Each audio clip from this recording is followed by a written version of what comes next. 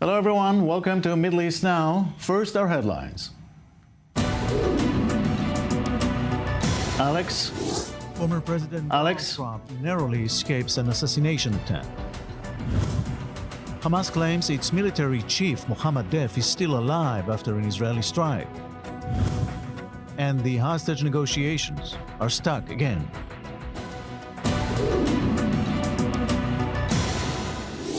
Former President Donald Trump narrowly escaped an assassination attempt in Pennsylvania. I24 News' Joe Brown has the latest. The shots heard around the world. At a campaign rally in Butler, Pennsylvania, former US President Donald Trump survived what American law enforcement has called an assassination attempt by mere millimeters. If you want to really see something that's said, take a look at what happened. Several shots were heard whilst Trump was addressing the crowd. The former president with a brief moment of realization before ducking to the ground with several Secret Service members jumping on him for cover. After Secret Service snipers located and killed the lone gunman, Trump's guards were told he was safe to get back up. The bloodied president giving a triumphant sign before being whisked away to the hospital. A couple of hours after the attack, Trump posted on his Truth Social platform that a bullet pierced through the upper part of his right ear and he heard whizzing sounds before feeling the bullet go through his skin and that, quote, much bleeding took place. But whilst Trump left the hospitals in the early hours of Sunday, one rally attendee was killed with what witnesses said was a gunshot wound to the head. Two others, not including Trump, were injured. This incident received mass condemnation from across the political spectrum and all across the world, including Israeli Prime Minister Benjamin Netanyahu. We all watched with shock yesterday the criminal assassination attempt on former president and candidate for the presidency of the United States, Donald Trump. This is not only a heinous crime, it is also an attempt to assassinate American democracy. Fortunately, Trump miraculously survived. I would like to send him in my name, in the name of my wife, Sarah, in the name of the ministers of the Israeli government, and in the name of the entire Israeli people, our best wishes for a speedy recovery and a return to full strength. And Trump's rival in the presidential race, Joe Biden. Look, there's no place in America for this kind of violence. It's sick. It's sick. It's one of the reasons why we have to unite this country. We cannot allow for this to be happening. We cannot be like this. We cannot condone this. The FBI has identified the shooter as 20-year-old Pennsylvania native Thomas Matthew Crooks. According to eyewitnesses, Crooks shot Trump with a rifle from a rooftop about 200 meters away. His motive is unclear. However, he had previously registered as a Republican voter. Historically, survived assassination attempts result in a boost in public approval, from Ronald Reagan in 1981 to Brazil's Jair Bolsonaro in 2018. And with Trump already marginally ahead of Biden in the polls, this could be the shot that fires Donald Trump back into the White House. Very dramatic videos and pictures, no doubt about that. Joins me here in the studio, Mark Schulman, a columnist for Newsweek. Thank you for coming. This is already being played in the campaign, obviously. What's the effect, at least short term? Short term, it's going to be clearly a boost for Trump.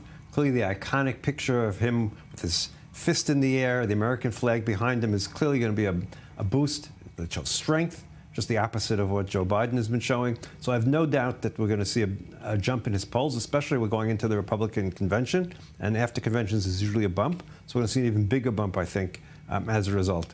Long term, it's not at all clear, because it's not clear that someone who didn't want to vote for Trump is going to vote for Trump because of this. What I think this is most likely going to do, it's going to make sure that no Trump voter is going to stay home. It'll bring out the base at 100%, while the Democrats have a much harder time bringing out the base. So in that sense, it's really going to help Trump. Well, we still have just under 5 months. Right, so absolutely. Lots of things can change, yeah, obviously. But for sure, this will electrify the convention starting tomorrow. Oh, for sure. Without a doubt, it'll give. Don't forget, something else is happening. This is the first time that I think in modern history we do not know the name of the vice president going into the convention. Right. So we have a big question there as well, and this also brings up more of the question. Vice presidents, vice presidents are important because someone could be assassinated. Yeah, don't I remember quail being announced in New Orleans when I was there? Yeah, that was the last time. But quail was not yesterday. I mean, I hate to tell you how many years ago quail was. Time flies, man. Yes. Yeah. All right. The flip coin, what does it mean for Biden? Look, for Biden, I think it increases the chances that he's going to decide to get out of the race. I think it was very questionable until now. I thought after the press conference, not the press conference, but the debate, and then the press conference, which was okay, but wasn't great, he was not able to reestablish the momentum that he needed. I think there are too many Democrats who think he cannot win, and now, particularly, it's going to be even more difficult. So I think the push is going to be even stronger to get a candidate who will be the opposite of Trump in some way, younger, more vigorous. And so I think the chances are very high. No guarantee, because Biden is known to be a bit difficult in terms of, he's stubborn. There's no question about it. But I think he will most likely in the end make way for somebody else, and then we'll have to see who that somebody else ends up being, whether it'll be Kamala Harris most likely, or one of the governors whose names keep on coming up. It's very complicated. It's very complicated. It's very unusual. Look at it this way. It'll make for interesting discussions on TV and other places. For one time we've known for so long there's going to be Biden versus Trump, and now suddenly the cards could be very different, and it'll be a different dynamic. Also, keep in mind the Republican campaign has been designed from the very beginning against Biden. The old man Biden, the inept Biden, all those sort of things. Anybody else, I'm sure they'll find things to attack them with, but it'll have to be different things. The campaign's not ready for that, and I understand they're a little bit nervous about that possibility. Yeah. Do you think the international community, including the Middle East, has priced in a Trump victory already, as they say about Wall Street, for example? I think they have. There's a high likelihood. Look, the people who are most concerned, obviously, are the Western Europeans. NATO is the most concerned about a Trump victory. And, of course, Ukraine is the most concerned of everybody of a Trump victory. For Ukraine, it could be devastating, because he's made it clear that he's going to impose his peace on Ukraine, whatever that means. I think in the Middle East, I think the option of a Trump victory is considered very likely. I think when the Iranians and everyone else making decisions at this point, I have to assume there's a good likelihood that Trump will be the next president. They can't be sure of it. And I'm not sure, again, the problem with Trump, for good or for bad, is he's unpredictable. So in some ways, people don't like unpredictable, but we don't really like it in terms of Israel. The problem we have with Trump is the fact that he's unpredictable. The problem the Iranians have is he's unpredictable, and therefore he might do things that no one else would do. So the unpredictability of Trump gives everyone a moment for pause.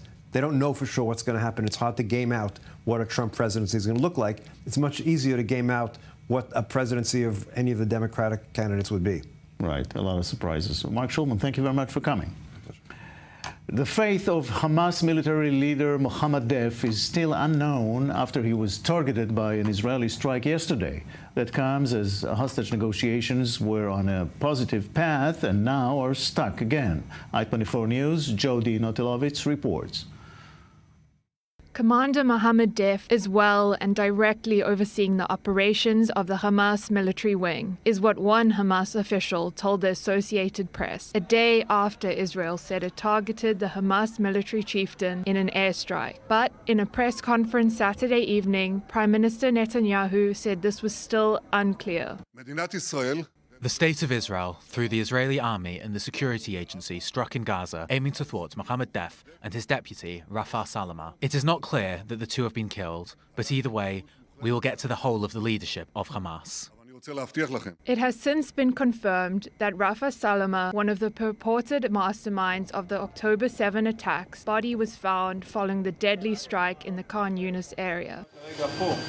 The attack on Khan Yunis is the result of an intelligence surgical array, which begins with the effort you have been making here in recent months. This week, we eliminated about 25 terrorists who participated in the October 7th attack. This was one of the goals we set out for ourselves, and we owe it to the residents of the surrounding area. After the operation, Netanyahu reiterated his intent to bring all of the hostages home, while still continuing with Israel's military goals. We will do everything to return all of them. If we stand by these principles, we will reach an agreement that will both free our hostages and will allow us to continue the war until victory. But Israeli protesters that took to the streets were of a different opinion. I'm not a military person. I know we need to fight. but I know that my brother will not come home while we're still fighting. The war needs to stop. We know how to do that. If it's taking a break or if it's permanent, we know how to do that. Our Prime Minister knows how to do that. Our army knows how to do that. I want my brother home tomorrow. It won't happen while the war is still going on. I don't have a military perspective on how important or essential was the airstrike now. I'm sure it's not particularly good for the negotiations, but the most important thing is we need the feeling, we need to know, we need to think that our government is acting for the sake of freedom and human life of our hostages, of innocents on both sides of the borders. Netanyahu rejected the claims that he's deviating from the agreed outline for a hostage deal. I haven't moved a millimetre from the framework that President Biden presented. I am not adding conditions, but I'm also not moving conditions. I am not letting Hamas move a millimetre. Adding that if there is any progress or changes in the Hamas position, it will be because of the military pressure and the insistence on Israel's conditions. While talks in Doha are set to be taking place this week, there are conflicting reports about whether Hamas will stall negotiations. I24 News' Ariel Osoran joins me here in the studio. Ariel, in Israel, the view is that chances of Deif survival are slim. There's no confirmation, but Hamas denies that. So where do we stand? Well, where we stand is what we do know. What we do know is the official confirmation of the death of Mohammed Deif's right-hand man and the commander of the Khan Yunis brigade for Hamas. We're talking about Rafi Salameh. He was believed to be in that Hamas safe house, as they believed at the time, near El Muwasi in Khan Yunis at the time of the strike. That is confirmed. What we do have confirmation on is that we don't know Deif's current condition. Yesterday, Hamas senior official Izzat Rishek told Al Jazeera that Mohammed Deif is sitting laughing at Netanyahu and how he's, applauding the elimination, even though Netanyahu said that we cannot confirm. At the end of the day, we have to remember that when Deif's deputy, Marwan Issa, was eliminated in Nusirat in central Gaza Strip back in March, for the first 2 weeks, Hamas denied, refuted reports that he was eliminated, and at the end, they confirmed his death. So the fact that it hasn't been officially announced that he is dead does not mean that he is indeed among the living, but there's yet a lot of uncertainty, and part of that is given the really, you could say, even more than heroic, mythological nature of a character, an individual like Mohammed Deif in the ethos of Hamas, when incited Palestinians, when they say they're going to charge for Hamas, they don't say they're going to do that for Yahya Sinwar, the leader in Gaza, or Ismail Haniyeh, the political leader who's enjoying himself in a lavish lifestyle in Qatar. They're saying we are the soldiers of Mohammed Deif. They've been saying that for 30 years, and 7 assassination attempts later, they are going to continue to say that again. It's going to take days, weeks, maybe even more until we know. To the question of hostages, Prime Minister Netanyahu said yesterday that he did not change, did not back, did not amend any of the details of the deal that was announced by Biden. That is very controversial here in Israel. It's very controversial in Israel, and it's also controversial if you compare it to the truth. That's basically, first of all, Netanyahu's statements were in response to accusations by unnamed Egyptian officials as well as Hamas, accusing Netanyahu of changing some of the parameters of the deal. And indeed, if Netanyahu is saying that Israel's negotiating on the basis of the Biden proposal, and yet saying that Israel will not relinquish control over the Philadelphia corridor, that is the 14-mile strip, the border between the Gaza Strip and Egypt, an area where smuggling of arms has been going on for years. If Netanyahu says that Israel is going to control that, that is not according to the proposal that U.S. President Biden presented and that Netanyahu said we're working upon. So there's the reality, and then there's what is being said.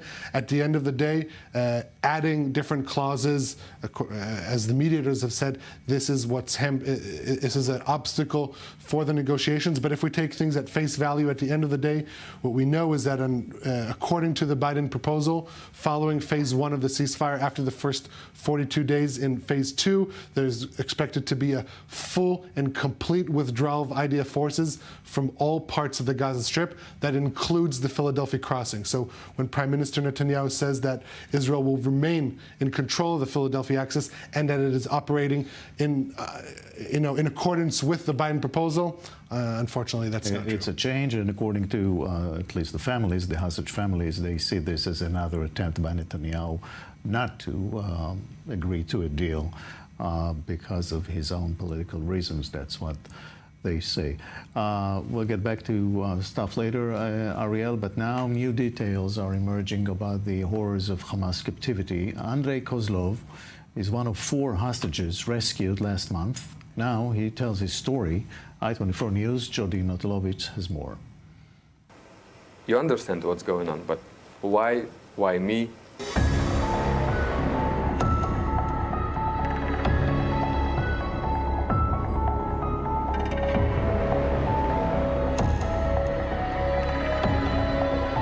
We got used to everything, like to think about maybe we can die, maybe they will kill us, maybe something wrong will happen, maybe like anything can happen. After a brutal 8 months held in captivity by Hamas in the Gaza Strip, Andrei Kozlov, a sous chef who worked as a security guard at the Nova Music Festival, was rescued from a civilian apartment in Nusrat refugee camp in central Gaza by Israeli special forces. Together with Shlomi Ziv and Almog Meir Jan, Kozlov, who had only moved to Israel 18 months prior to his kidnapping, was held captive by journalist Abdullah al-Jamal, who wrote regularly about the war's toll on Gazans, while simultaneously holding 3 Israelis hostage in his family's apartment. I understood maybe after like 5 minutes, after like we started to drive, I realized that we're going to Gaza. Over the course of the first 6 months, the 3 men were transferred to 6 different sites, while being restrained by padlocks and chains on their wrists and ankles. In December, they were moved to Al-Jamal's apartment. While sometimes their captors would play cards with the men and let them watch TV, they were also told that the IDF was trying to kill them with their bombardments on Gaza because they posed a threat to Israel. Terrorists told us that Israel gonna kill us because we are like a problem for them. Don't believe in this. No. It can't be like this. But they didn't stop. The doctor who received the hostages after their rescue said that all of them were extremely malnourished and had experienced different forms of physical and psychological abuse. Already, we got used to everything. 2 bombs, 2 terrorists without faces, they were in masks. 2 Kalashnikov, 2 RPG that near our mattresses. 2 grenades, 2 big bombs. They told us that if somebody will come to rescue us, they will kill us. First seconds I was really afraid. After I was full of hope. And to see a lot of soldiers who were really happy about that they do for us, I saw a lot of smiles. Like everybody of them, they shaked our hands, like they tried to keep us calm. They're heroes. Like I'm not a hero. They're heroes. Andrei got through the days in captivity by repeating mantras to himself in Russian. You are alive. Every day is a gift. And my family is waiting for me, alive, whole, and well.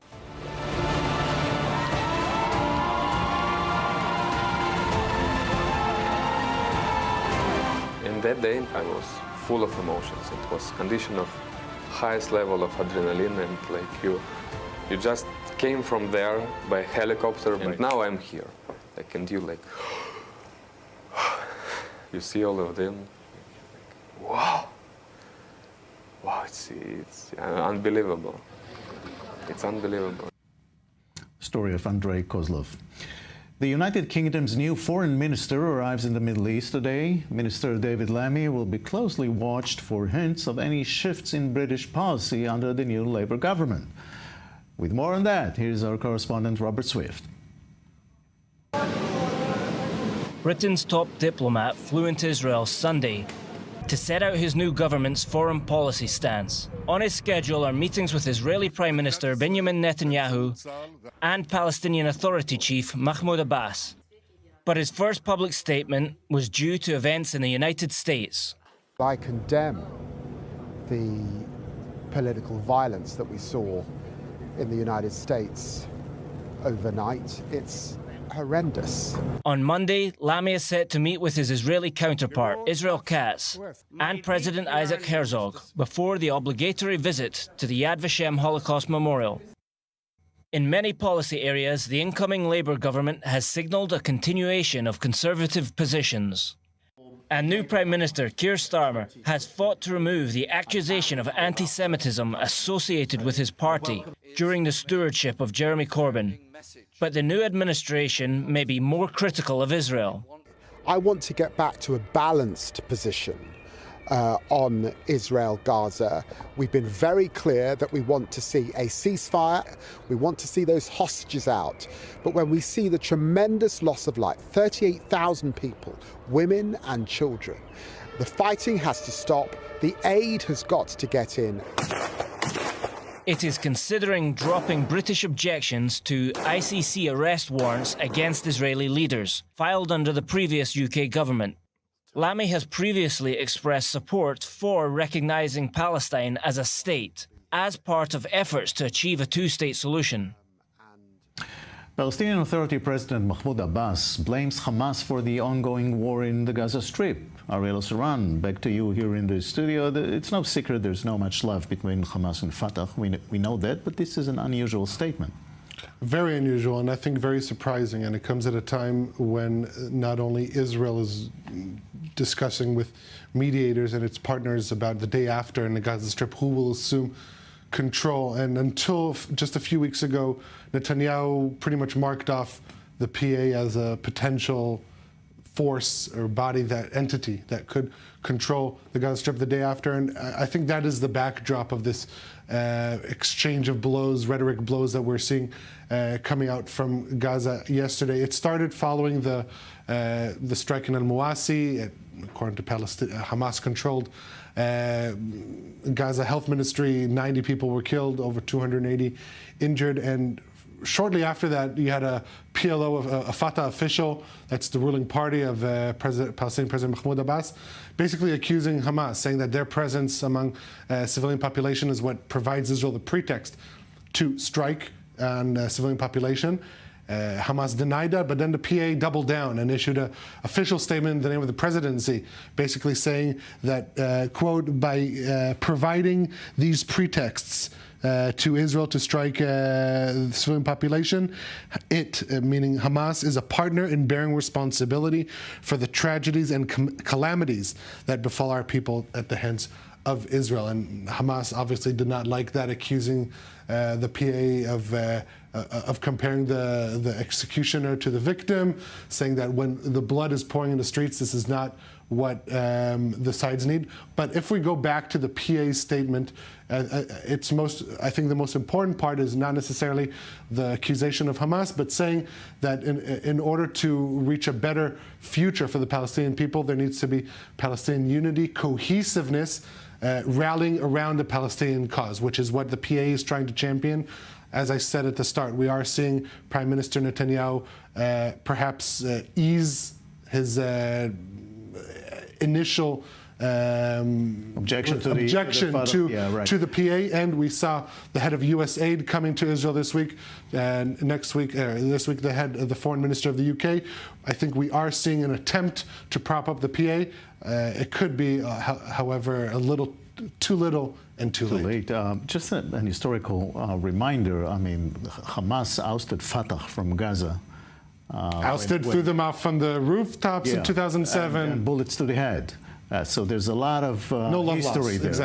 Exactly. But still, he calls for unity. That's interesting as well. Well, they always call for unity. That's the automatic claim for the Palestinians. Well, yeah, of course. Ariel, thank you for that. Thanks. 4 Israeli soldiers were wounded, 2 of them critically, in a terror attack in central Israel. Today, I24 News' Nicole Tzedek reports on that. A bus stop in central Israel, now the scene of a terror attack. 4 soldiers were injured at the Nir Tzvi junction, right next to the Tzrifin military base. You can see behind me the site of the ramming attack. A terrorist drove this vehicle here, a Toyota, arrived and committed a ramming attack. To our great sorrow, he severely injured 3 and critically injured 1 other. I wish a quick recovery to the wounded here, on behalf of the police, and I think on behalf of the whole public. Police say the attacker was a Palestinian man from East Jerusalem. Hebrew media adds that man was 27-year-old Mohammed Aleb Mahmoud Shahab, and he was shot by border police officers stationed nearby. The attack comes one day after Hamas officials called on residents of East Jerusalem and the West Bank to carry out attacks on Israelis in response to the airstrike in Khan Yunis that targeted Hamas's military commander Mohammed Deif and the commander of the Khan Yunis brigade, Rafah Salameh. Hamas is now praising this latest terror attack. We call on our revolutionary youth in the West Bank and occupied Jerusalem to continue on the path of victory for our people and for our blood, and to continue pursuing this fascist enemy and its criminal settlers until the criminal aggression is broken. Hamas has been trying to incite violence in the West Bank since October 7th. Yet despite their calls, Israel has yet to see a massive wave of terror attacks. Still, Sunday's attack is an example of what could happen if Hamas succeeds in their calls for violence. We'll take a short break, and when we come back, the NATO push for more cooperation with Middle Eastern countries. We'll be right back.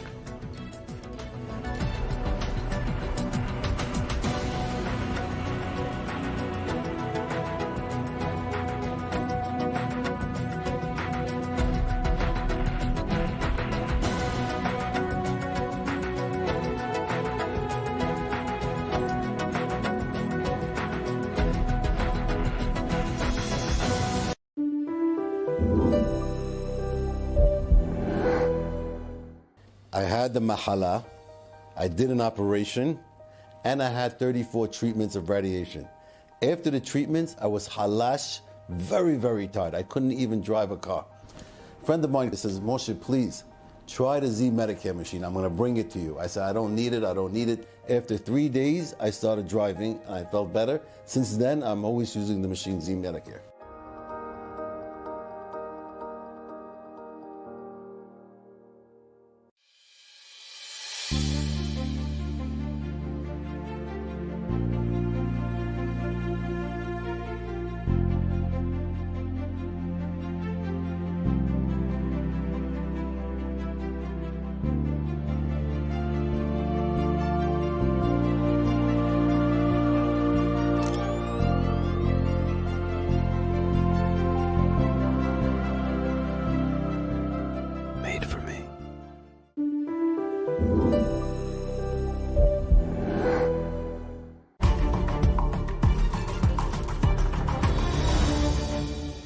This broadcast is brought to you by Israel Bonds, the most direct and impactful way to support Israel.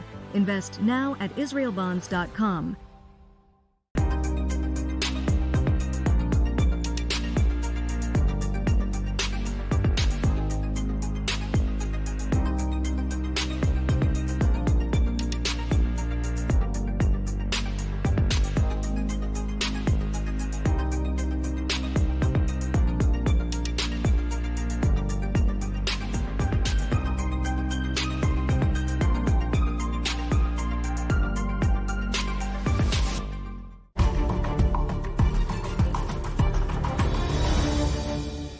This broadcast is brought to you by Israel Bonds, the most direct and impactful way to support Israel.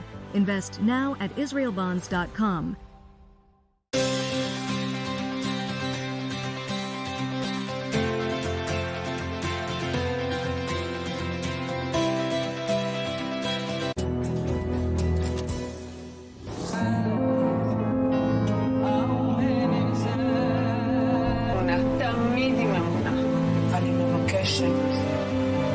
שתהיו חזקים.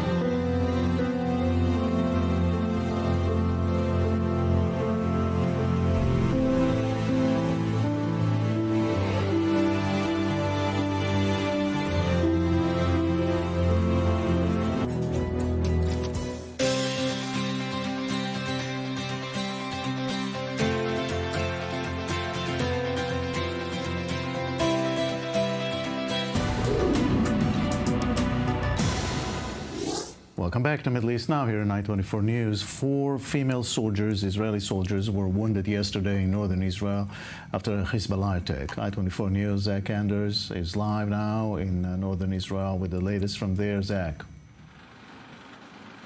Yeah, and we haven't heard an update on their condition, and usually that's a good sign. We did know last night that one was seriously wounded when they were evacuated to the medical center.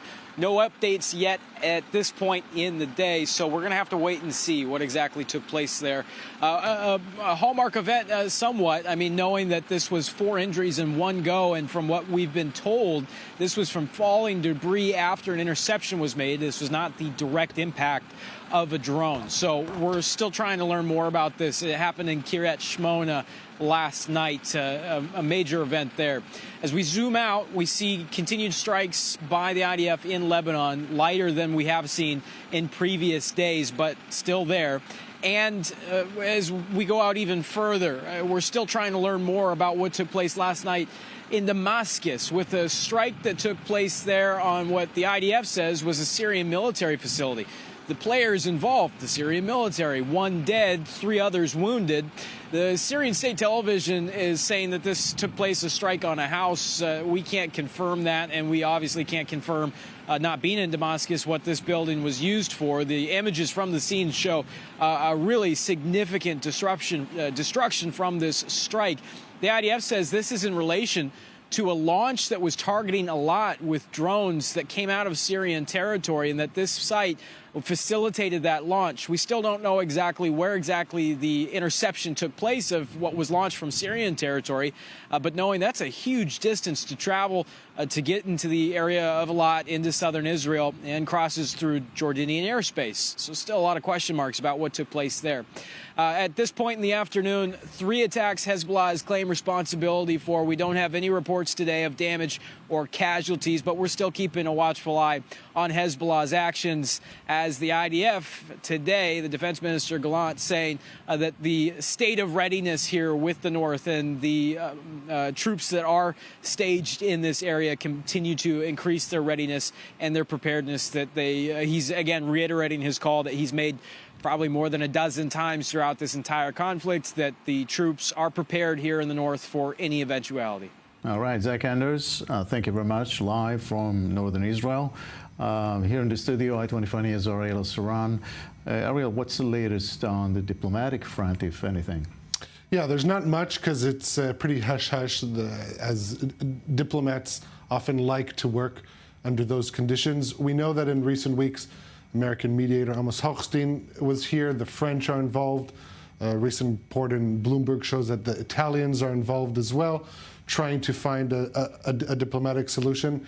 At the end of the day, there doesn't appear at this point to be any significant breakthrough.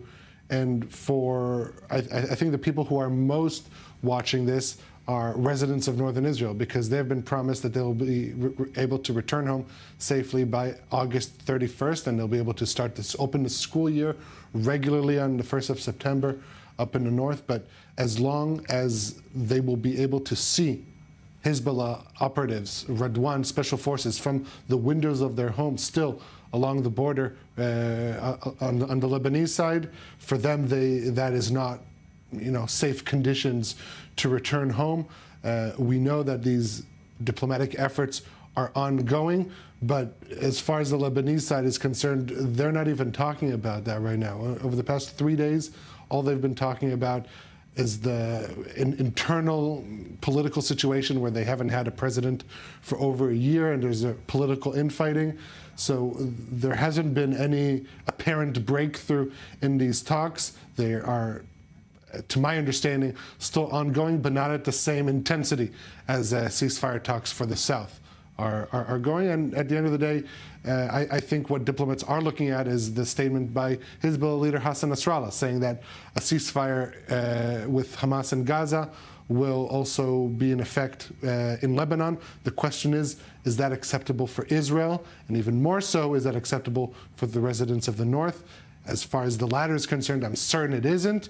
Whether Israeli leaders will accept that is still something that we will discover in time. But the diplomatic efforts to avoid a larger scale war between Israel and Hezbollah and Lebanon are still ongoing. Yeah, September, it's a new school year, and so far no signs of these people coming back with their kids to the north, and we're talking like 60, 70,000 people. Indeed, and I think that is would illustrate the failure of the Israeli government in, presenting a clear path of safety for residents of the north. As far as the residents of the south are concerned, they returned home, except for those living in the kibbutzim alongside the Israel-Gaza border. But residents of Sderot, residents of other large communities have returned, and they are still under rocket fire every once in a while. Now, the threat of rocket fire is not new to residents of the south. The reason they were evacuated was also the devastation that took place there, but the threat of ground invasion, that has been removed with the IDF's intense ground operation across the Gaza Strip.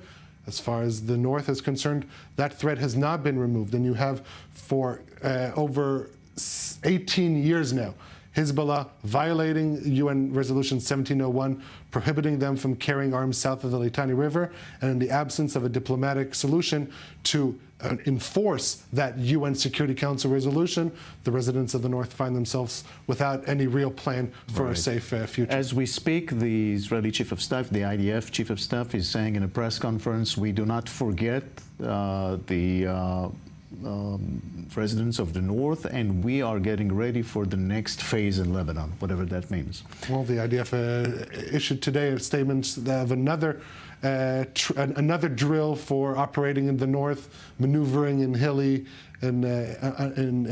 hilly terrain and stuff like that. The IDF continues not only to train but to prepare for a war in the north if the diplomatic if the diplomatic solution is of no avail. Yeah, if so. Ariel Osran, thank you very much. And now NATO is establishing a liaison office in Jordan, which is an interesting move. Let's talk about this with Gabriel Norona, former U.S. State Department advisor on Iran. Thank you very much for joining us again. How do you see this move by Jordan, by NATO? So NATO's been in a process really for some years now to increase its regional presence abroad in the Middle East, as well as other theaters like Asia Pacific. Just last year, NATO established a similar office in Japan, using it as a base to coordinate efforts with South Korea, Australia, Philippines. And so this effort by NATO in Jordan here is a little bit more of a reflection that NATO is not purely and only a European alliance, that all threats are combined at this point. The way that the Russian threat has posed itself in Europe, we've seen, is now linked very strongly with Iran. And so NATO sort of bolstering its regional presence in the Middle East is a reflection that this is now a global conflict, global supply chains, global alliances that have to be managed, and this is all part of that. Does it have anything to do with the prospects of Trump getting back to the White House and maybe putting some question marks on NATO? And you've served in the Trump administration, so I'm asking you. Yeah, so I think the concerns about President Trump withdrawing from NATO if he returns to office are overblown. What President Trump wanted to do is make the alliance strong, force our European partners to pay their fair share. He wanted an alliance that worked effectively.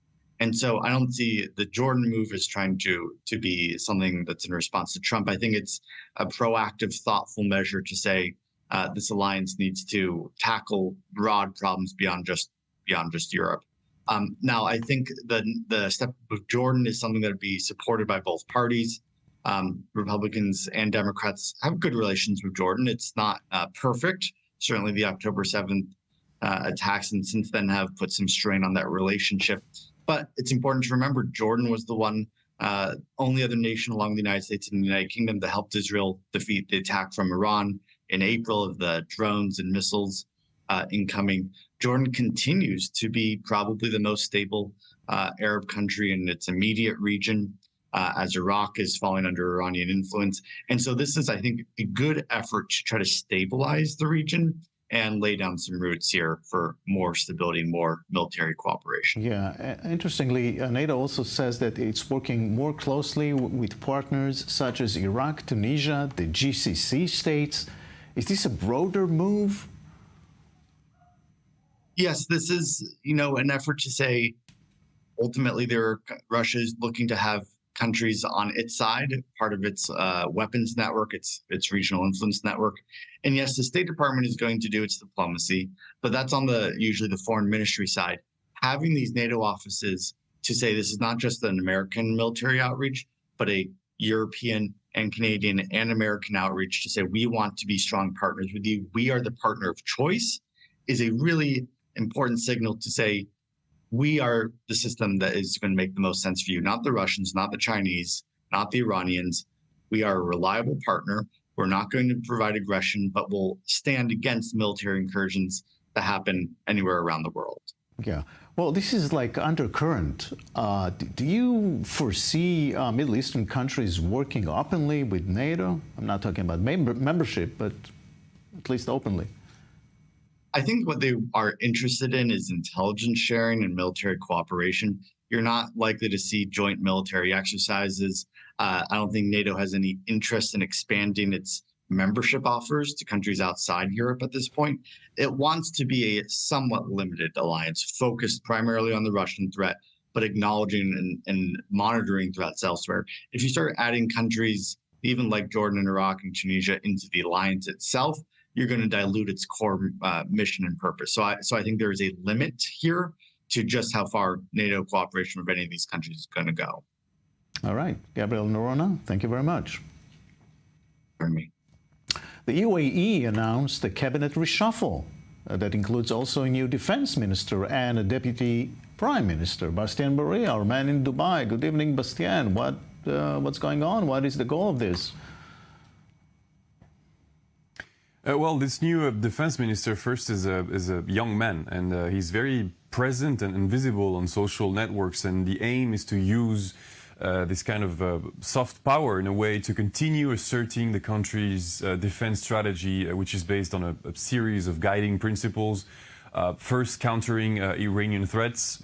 Iran represents the greatest security challenge to the UAE, with long-standing territorial disputes, doubts about the security of these strategic shipping lanes in the Strait of Hormuz, concerns also about Tehran's nuclear and ballistic programs, concerns about Iranian proxies activities as well in neighboring countries, as you know, like Iraq and Yemen. Then the second priority will be to counter extremism with groups like the Muslim Brotherhood, Al-Qaeda, and what's left of the Islamic State, being seen as threats still today to the UAE's strategy to preserve and even grow its influence within the region. And the third principle, which is probably the most important one, is to work toward limiting the UAE's dependence on foreign partners, despite Abu Dhabi's close relationship with countries like the United States, even growing relationship with countries like Israel. So this new minister will be focusing on the local defense industry and the capacity of his own Emirati military personnel. Having said that, the UAE is now holding military drills with China. I mean, these drills fit in perfectly with what we've just been saying. Abu Dhabi is investing a significant amount in training its military personnel, particularly through American and now Chinese-based programs ranging from professional military education to more tactical training in collaboration, once again, with the Americans and now the Chinese. So internally, the Emiratis have begun developing their own education capability through, notably, the establishment of a national defense college, for instance. And outside their borders, they are trying to gain experience in operating in various environments, like conducting drills with China, as well as real operations involving air, ground, and sea-based capabilities. Their military campaign in Yemen is a good example, all to the detriment, and that's of course a tragedy, all to the detriment of the Yemeni people, but in favor of a greater operational experience for Abu Dhabi. So how much of that is a result of the Gaza war? None. I think the country had already started looking for partners in Asia long before the Gaza war. With the U.S. reluctance, for instance, to sell the UAE F-35s due to concerns about the security of Israel, the Emiratis had started looking elsewhere, specifically Russia, China, India, always playing on this fine line to avoid offending the Americans and saying that this diversification of partners is above all designed, and it's true, designed to ensure that the Emiratis become not just buyers, but also producers and suppliers of weapons via a growing local military industry. All right, Bastian Bourri in Dubai, thank you very much. Now, serious democracy concerns in Tunisia ahead of elections in early October. We have Elisa Pavia with us from the Atlantic Council. Good evening. Hi, good evening. We're talking arresting opposition leaders, media people, judges, business people. What's going on in Tunisia? Well, at this point, it's hard to tell exactly how many people have been arrested and put behind bars as a consequence of President Kais Saied's ongoing crackdown on anyone that stands in his way.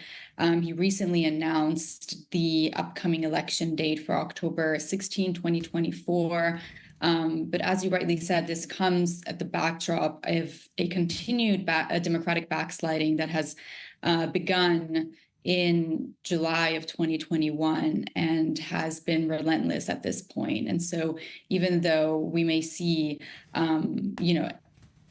elections coming up in October, nothing of these elections will be free and fair, given that the president is continuously cracking down on anyone that stands in his way. Not even a facade of democratic elections? At this point, very little of what will happen in October will be democratic. Since July 2021, he has basically managed to take control over all branches of government, the judiciary, the legislative, and the executive, obviously. I mean, he's imprisoned a number of magistrates and he's imposed control over the judiciary. He froze and then dismissed parliament and then called for snap elections where only 11% of the population voted and that were boycotted by all opposition parties. And so everyone who is right now currently serving as a member of parliament in the Tunisian parliament is very close to Said or ran independently and has no political affiliation. And most of the most political opponents that are known are basically jailed. The most notorious one is Rachid Ghannouchi, who's head of the Islamist Ennahda party. Right. Any chance that Said will seek international supervision or any stamp of democracy from the international community? He might. There's also an independent high authority for elections that resides in Tunisia, the EZA, that was it was created in the wake of the Arab Spring and the Arab uprisings in 2011. But he has exerted control over that authority as well. And so very little of that authority is independent. It'll remain to be seen whether international organizations like the OSCE or others will send their electoral commissions. That's likely. It happens in other North African countries. But again, it's going to be very little free and fair. And most critics are saying that at this point. All right, Elisa Pavia, thank you very much. Thank you.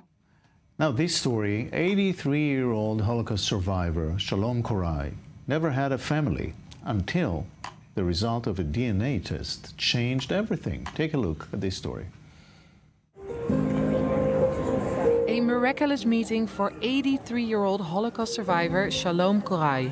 After living all his life without knowing his real name and age and without having any family, Shalom walked into the arms of second cousin Ann Medine Hellman at a South Carolina airport. He's giving us the satisfaction of knowing that he has a family that he never knew existed and has been wanting for 83 years, and he's coming down the jetway, I think. All this was made possible by the magic of genetic science. Psychologist Daniel Horowitz has been studying orphan children in the Holocaust.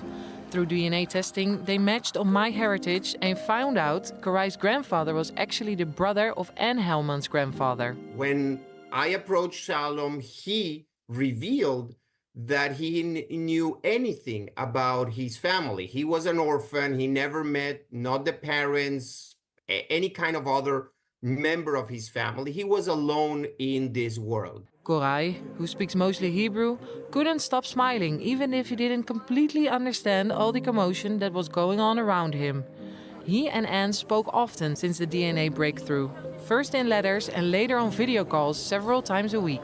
He called me and he said, with the DNA, they found the family from him in Charleston. And I almost had the tears in my eyes when I heard the story. He was very excited. He didn't know at the beginning how to digest it. And it's slowly dawning on him. We had a lot of conversation about it. And he's getting used little by little to have a brand new family, which he never knew about before. I felt like I've given somebody New life. a new life. I was going to say, he became my child. You know, I have to protect him and take care of him. Only in Israel. Now, a couple of interesting statements by the IDF Chief of Staff, Ariel Osran, here in the studio. Let's start with what's happening in Gaza and Mohammed Deif. Yes, so we're all waiting for an official confirmation regarding the successful elimination of Mohammed Deif, Hamas's military leader. No official confirmation yet, but Herzi Halevi, IDF Chief of Staff, saying that while we still don't know the results, Hamas is hiding the results of that strike, saying that Mohammed Deif was afraid to die, and that's why he hid in a way that prevented him from managing the war properly. That was an interesting statement. He hid and sacrificed his men, and there weren't many civilians around him who were hurt. But that's not all he said. He also said that we have a moral obligation to reach a hostage deal now, saying that the IDF will know how to return to fighting, saying that what is the immediate need is to get the hostages out. That's a very interesting statement by the IDF Chief of Staff, and perhaps even more interesting is a statement that could be presented as a contradiction to Prime Minister Netanyahu. What we talked about earlier, Israel's control over the Philadelphia Axis. Herzi Halevi saying that the IDF will know how to protect the area through international control, meaning that Israel is not planning to control it. Interesting statements by the IDF Chief of Staff that could potentially put him at odds with the Prime Minister, not for the first time, for the first time in a week. Yeah, publicly this time, highlighting the differences and tension between the military and the Prime Minister. Ariel Osran, thank you very much for that. War or not, Israelis flocked to the beaches this summer with security concerns still in the air. Here's more in the next report. Summer in Israel. Despite the intense heat and the shadow of the Gaza war, the beach remains the favorite place for most Israelis. We waited a long time. There's some sun, waves rising all the time. War, no war, we come here all the time to relax, to the sea, to surf, to enjoy. But summer also brings dangers. While we're relaxing at the beach, someone has to be watching over us. Everything regarding saving people generally happens outside the designated beaches. And when there are no lifeguards, that's when we enter the picture. Almost unnoticed, the maritime police forces operate 24 hours a day, 7 days a week, prepared for any scenario and preventing disasters daily. We rescue 150 people a year. If the team wasn't around, lives would be lost. The maritime police work tirelessly to save lives and ensure safety. You get into distress, and we go into action. We get the report, head out to the place, and often give everything we've got. Alongside the maritime police are the lifeguards, usually heard on the megaphone, often unnoticed, But in months of danger, they are the first to help. When you get to a person unaware of the dangers in the water, sometimes they don't listen to the instructions of the lifeguards. When you save them, to them, you are like God. Israeli summers usually attract tourists, but not this year. Compared to previous summers, fewer tourists are heading to the beaches. To tell the truth, we expected more, but what can you do? War, no tourists, fewer people than we expected. Some tourists did decide to come, despite what Israelis call the security situation. We come here every summer. I've been coming here since I was 0. Nothing's going to stop us coming next year and the year after. Very important for us to come support our Jewish country. You know, we live in the United States. There's a lot of problems for Jewish people there now. So we wanted to come here. We have no other place to be. And we feel safe here more than Los Angeles. Sun, sand and sea are almost like air to breathe for Israelis who wait every year for the bathing season to begin to enjoy their favorite pastime. It's fun to see the people come to the beach. Sunshine, a bit of a good atmosphere after everything we've been through. That's it for Middle East Now. Stay tuned for the rundown with Sarah Martinez-Amir. Have a good night from Tel Aviv.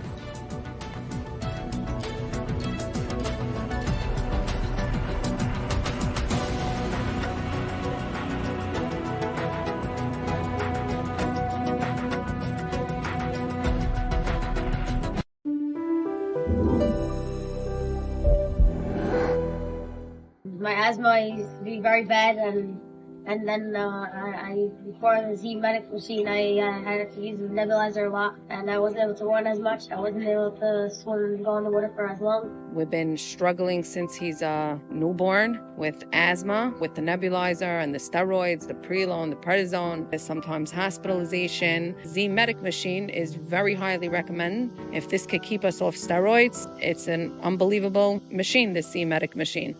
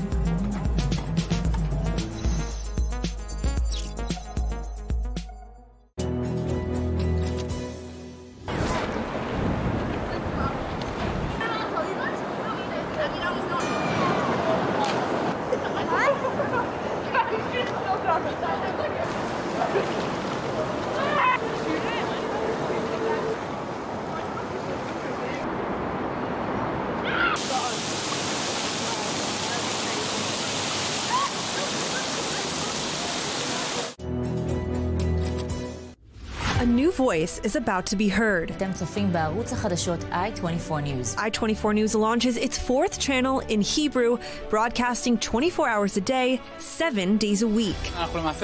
ותיעדו את הטבח. I24 News in Hebrew brings its international success for the past 10 years to Israel. real-time news, sharp analyses, and passionate debates on the burning issues shaping Israeli society and the entire Middle East. And for you, English-speaking viewers, I24 News offers a unique, immersive experience. Every day until 11 a.m. EST, Hebrew programs will be broadcast live with English subtitles.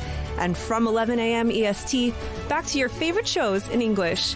More than ever, the heart of a new Middle East beats on I24 News.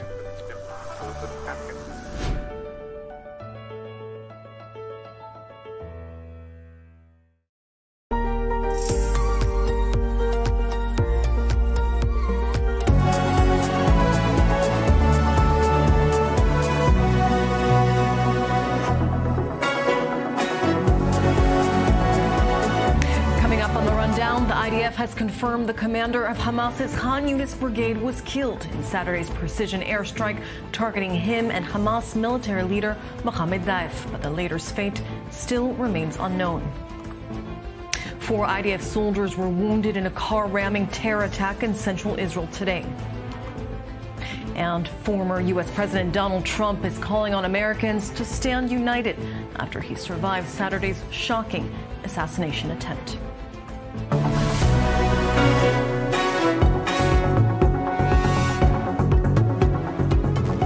Good evening, I'm Sarah Martinez-Zamir, and you're watching The Rundown on I24 News live from Tel Aviv. The IDF and Shin Bet have confirmed killing Rafi Salameh, the commander of Hamas's Khan Yunis brigade, in its precision strike in southern Gaza on Saturday, targeting him and Hamas military leader Mohammed Deif, whose fate remains unknown as Hamas sources refuse to confirm or deny whether he was killed. This latest development comes amid ongoing efforts to reach a hostage release deal, which appear to be stuck yet again. More on this report by Jody Notolovitz. Commander Mohammed Deif, is well and directly overseeing the operations of the Hamas military wing, is what one Hamas official told the Associated Press a day after Israel said it targeted the Hamas military chieftain in an airstrike. But in a press conference Saturday evening, Prime Minister Netanyahu said this was still unclear. The state of Israel, through the Israeli army and the security agency, struck in Gaza, aiming to thwart Mohammed Deif and his deputy, Rafi Salameh. It is not clear that the two have been killed, but either way, we will get to the whole of the leadership of Hamas. It has since been confirmed that Rafi Salameh, one of the purported masterminds of the October 7 attacks, body was found following the deadly strike in the Khan Yunis area. The attack on Khan Yunis is the result of an intelligence surgical array, which begins with the effort you have been making here in recent months. This week, we eliminated about 25 terrorists who participated in the October 7th attack. This was one of the goals we set out for ourselves, and we owe it to the residents of the surrounding area. After the operation, Netanyahu reiterated his intent to bring all of the hostages home, while still continuing with Israel's military goals. We will do everything to return all of them. If we stand by these principles, we will reach an agreement that will both free our hostages and will allow us to continue the war until victory. But Israeli protesters that took to the streets were of a different opinion. I'm not a military person. I know we need to fight, but I know that my brother will not come home while we're still fighting. The war needs to stop. We know how to do that. If it's taking a break or if it's permanent, we know how to do that. Our Prime Minister knows how to do that. Our Army knows how to do that. I want my brother home tomorrow. It won't happen while the war is still going on. I don't have a military perspective on how important or essential was the airstrike now. I'm sure it's not particularly good for the negotiations, but the most important thing is we need the feeling, we need to know, we need to think that our government is acting for the sake of freedom and human life of our hostages, of innocents on both sides of the borders. Netanyahu rejected the claims that he's deviating from the agreed outline for a hostage deal. I haven't moved a millimeter from the framework that President Biden presented. I am not adding conditions, but I'm also not moving conditions. I am not letting Hamas move a millimeter. Adding that if there is any progress or changes in the Hamas position, it will be because of the military pressure and and their insistence on Israel's conditions. While talks in Doha are set to be taking place this week, there are conflicting reports about whether Hamas will stall negotiations. My panel in studio this evening, Lieutenant Colonel in the Reserves, Doron Avital, former IDF Special Forces Commander, I24 News correspondent Nicole Tzedek, and I24 News Middle East correspondent Ariel Saran. Thank you all for joining me in studio this evening. Ariel, I want to start with you. At this point, we still don't have any confirmation as to if Mohammed Deif is in fact killed. According to reports in the French news agency AFP, Hamas is saying that he's fine. What are we hearing from the IDF this evening? Well, the IDF Chief of Staff, Herzi Halevi, commenting on this exact question because many people want to know what is the fate of Hamas's military leader, Mohammed Deif. So in his statement, Halevi said that the IDF still doesn't have confirmation. We still don't know the results of the elimination attempt. That's what he said. However, Hamas is trying to hide the results of that strike. That's according to Herzi Halevi, saying that Deif was afraid to die, and that's why he hid in a manner that obstructed his ability to manage the fighting throughout this war, saying that he hid and he sacrificed his men, and there weren't many civilians who were hit in the strike. The IDF sticking to the point that of the 90-plus people killed, according to Hamas-controlled health officials in the Gaza Strip, the majority of them were combatants. This is in line with the statements by Herzi Halevi today. However, we do have an official confirmation that his right-hand man, the commander of the Khan Yunis brigade, Rafi Salame, another key member of the planning of the October 7th massacre and running Hamas's military operation, the Azadin and Qassam brigades, he was eliminated. And it's also a good time to remember that this is not to say that Deif was indeed eliminated, but when the IDF did eliminate his number 2, Marwan Issa, back in March in the central Nusirat camp, it took Hamas 2 weeks to formally acknowledge that he was indeed eliminated by the IDF. And in those 2 weeks, they constantly denied, saying that he is alive and well. Just like yesterday, Hamas senior official Izzat Arishek told Al Jazeera that Mohammed Deif is he's watching Netanyahu's statements and laughing, meaning indicating that he is alive and well. Again, this is a genocidal terror organization, so we should not take their word at face value. But at the end of the day, there's still no official confirmation as to the results of this elimination attempt. Doron, I want to get your assessment and walk us through the complex military and intelligence effort to locate and eliminate these high-ranking Hamas terrorists. Head of Shin Bet, Ronen Bar, says he's described the operation as a very precise surgical intelligence. This is months of work. Of course, months of work, and in the end you need the hint or the golden hint that you get usually from human sources. I think it was human, my feeling, but it can be also other intelligent resources. And then you have to create the window of opportunity when you can really locate the target. And then the key professional terminology is an indication, because when you go and you strike, you need to have an indication that indeed the target is in the location. And I think the IDF felt that the target, meaning Mohammed Deif, there was an indication that he is in this location, and this way the attack was executed, and let's wait and see what would be the outcome. I want to ask you, Doron, based on these conflicting reports that we're hearing from Hamas saying that the terror group's negotiations continue despite one of their most high-ranking officers being eliminated, what does that say in terms of their military capabilities?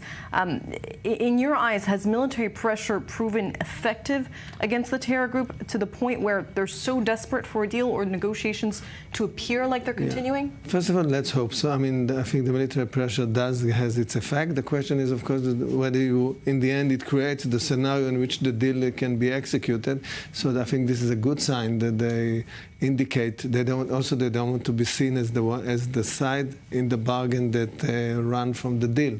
So I think it's a good sign. I think we have to try to utilize any opportunity and delegate as much power as we can to the team that conducts those negotiations, meaning the head of the Mossad, Ronen Bar himself, and Nitzan Alon, the general that supervised the whole the whole campaign. And Nicole, how has this strike affected those negotiations? It's certainly a lot of different effects playing out right now when it goes to those negotiations, but Prime Minister Benjamin Netanyahu is supposed to be holding a assessment and some negotiations and talks in Tel Aviv at the Kiryat, the IDF headquarters, this evening to try and talk about how they can resume these talks. There were some reports earlier in the day that Hamas had frozen the talks following this strike targeting Mohammed Deif and the Khan Yunis brigade commander. However, then later Hamas came out and denied that report, stating that we have not frozen the talks. We are still willing to go after those talks, but putting the blame on Netanyahu, stating that this continued quote-unquote aggression against the people in Gaza is making these talks difficult. Now, there are still some reports that talks will continue in Qatar this week. Mossad Chief David Barnea reportedly also heading to Qatar for those talks later this week. So it does seem that there will be some more movement on this, but exactly how a strike of this nature could impact them,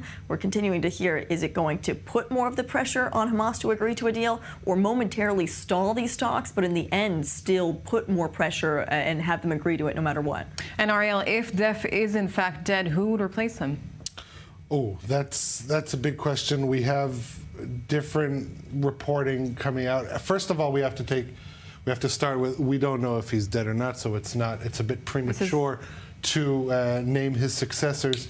But if we do try and make such an attempt, look, this is the 7th time that Mohammed Deif that Israel's tried to eliminate him, and that has only prompted up his ethos in the Palestinian street. If you hear incited Palestinians chanting for attacks against Israel for the Azadin al-Qassam brigades, they're not chanting the name of Yahya Sinwar, Hamas leader in Gaza. They're not chanting the name of Ismail Haniyeh, Hamas leader in Qatar, who is enjoying a lavish life in Doha. They're chanting one name they have been for decades. That's Mohammed Deif. We are the soldiers of Mohammed Deif. And that is this level that no matter who comes instead of him, they will not be able to fill those shoes. And that is just an example for the prominence of Mohammed Deif. But there are two main names that our understanding from conversations with sources in Gaza, two potential names that could take his place.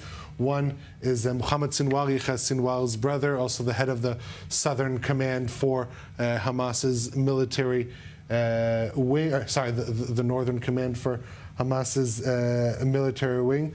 Again, sorry, the South, the head of the northern part is Azadin al-Haddad. He is the second name.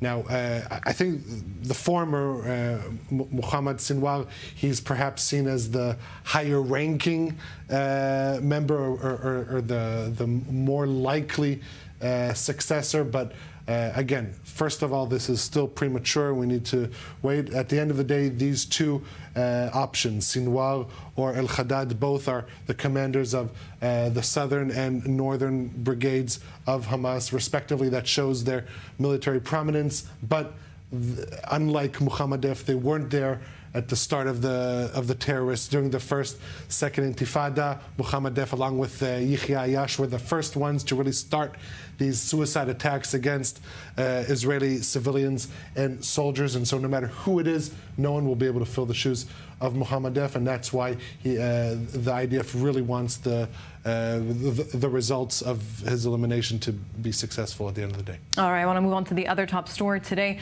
4 IDF soldiers were wounded in a car-ramming terror attack in central Israel earlier today. Authorities say the terrorist who was shot dead at the scene was a Palestinian man from East Jerusalem. The incident comes at a time when Hamas is calling on Palestinians from the West Bank and East Jerusalem to carry out attacks in response to the IDF's targeted operations in Gaza. Our Nicole Tzedek has the details. A bus stop in central Israel, now the scene of a terror attack. 4 soldiers were injured at the Ner Tzvi junction, right next to the Tzrifin military base. You can see behind me the site of the ramming attack. A terrorist drove this vehicle here, a Toyota, arrived and committed a ramming attack. To our great sorrow, he severely injured 3 and critically injured 1 other. I wish a quick recovery to the wounded here, on behalf of the police, and I think on behalf of the whole public. Police say the attacker was a Palestinian man from East Jerusalem. Hebrew media adds that man was 27-year-old Mohammed Aleb Mahmoud Shahab, and he was shot by border police officers stationed nearby. The attack comes one day after Hamas officials called on residents of East Jerusalem and the West Bank to carry out attacks on Israelis in response to the airstrike in Khan Yunis that targeted Hamas's military commander, Mohammed Deif, and the commander of the Khan Yunis brigade, Rafah Salameh. Hamas is now praising this latest terror attack. We call on our revolutionary youth in the West Bank and occupied Jerusalem to continue on the path of victory for our people and for our blood, and to continue pursuing this fascist enemy and its criminal settlers until the criminal aggression is broken. Hamas has been trying to incite violence in the West Bank since October 7th. Yet despite their calls, Israel has yet to see a massive wave of terror attacks. Still, Sunday's attack is an example of what could happen if Hamas succeeds in their calls for violence. I want to turn back to my panelists here in studio. Lieutenant Colonel in the reserves, Doron Avital, I want to ask you, this is the second terror attack in Israel in less than 2 weeks. Hamas calling on Palestinians both from East Jerusalem and the West Bank to carry out more attacks against Israelis. Are you concerned that we could witness another mass wave of terrorism here in Israel? First of all, we must be concerned. This is part of what the IDF and all the other organizations have to adopt. Hamas didn't succeed, we have to admit, to ignite the West Bank in the way he was prescribing it to be. He succeeded to have to ignite a little bit the northern Samaria, and those kind of events, of course, are part of the fact that Hamas is trying to push something. It didn't succeed with the Israeli Arabs. We were afraid that the Israeli Arabs might participate in this campaign. Still, we have so many fronts, and the front within Israel, this is a central location in Israel. We have to be very much worried about that. This is a guy from East Jerusalem. It means that he has an Israeli ID, what we call a blue card. So freedom of movement. Freedom of movement. The car itself had those yellow plates, which is Israeli plates, and this allows him to do, and you don't need much in order to execute such an operation. So yeah, we have to be worried, and our soldiers have to be worried, and our citizens. And of course, in the end, it depends on how quickly the people on the ground, civilians or security people, react in this when they meet such a scenario. And in this case, they reacted very quickly. Unfortunately, everybody needs to stay on high alert. I want to move on to the other main story making headlines around the world today, turning to the U.S., where Americans are reeling from the shocking attempted assassination of former President Donald Trump at a political rally in Pennsylvania on Saturday. Now, although Trump only sustained injuries to his ear, world leaders are concerned about the violent attack on the Republican candidate's life. The Wall Street Journal now reporting authorities found explosive devices in the suspected shooter's car. I24 News' Joe Brown has the details. The shots heard around the world. At a campaign rally in Butler, Pennsylvania, former US President Donald Trump survived what American law enforcement has called an assassination attempt by mere millimeters. If you want to really see something that's said, take a look at what happened. Several shots were heard whilst Trump was addressing the crowd. The former president with a brief moment of realization before ducking to the ground with several Secret Service members jumping on him for cover. After Secret Service snipers located and killed the lone gunman, Trump's guards were told he was safe to get back up. The bloodied president giving a triumphant sign before being whisked away to the hospital. A couple of hours after the attack, Trump posted on his Truth Social platform that a bullet pierced through the upper part of his right ear and he heard whizzing sounds before feeling the bullet go through his skin and that, quote, much bleeding took place. But whilst Trump left the hospitals in the early hours of Sunday, one rally attendee was killed with what witnesses said was a gunshot wound to the head. Two others, not including Trump, were injured.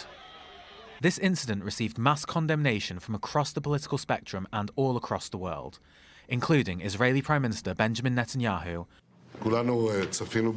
We all watched with shock yesterday the criminal assassination attempt on former president and candidate for the presidency of the United States, Donald Trump. This is not only a heinous crime, it is also an attempt to assassinate American democracy. Fortunately, Trump miraculously survived. I would like to send him in my name, in the name of my wife, Sarah, in the name of the ministers of the Israeli government, and in the name of the entire Israeli people, Our best wishes for a speedy recovery and a return to full strength. And Trump's rival in the presidential race, Joe Biden.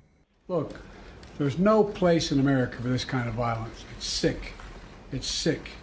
It's one of the reasons why we have to unite this country. We cannot allow for this to be happening. We cannot be like this. We cannot condone this. The FBI has identified the shooter as 20-year-old Pennsylvania native Thomas Matthew Crooks. According to eyewitnesses, Crooks shot Trump with a rifle from a rooftop about 200 meters away. His motive is unclear. However, he had previously registered as a Republican voter. Historically, survived assassination attempts result in a boost in public approval, from Ronald Reagan in 1981 to Brazil's Jair Bolsonaro in 2018. And with Trump already marginally ahead of Biden in the polls, this could be the shot that fires Donald Trump back into the White House. I want to bring into the conversation Joel Rubin, former Deputy Assistant Secretary of State in the Obama administration and Democratic strategist. Thank you very much for joining us this evening. It's great to be with you, Sarah. I want to get your reaction to the shocking events we witnessed yesterday and how you think this will affect the upcoming elections. Yeah, first and foremost, it's jarring, infuriating, frightening. I'm originally from Pittsburgh, which is right next to where the shooting took place.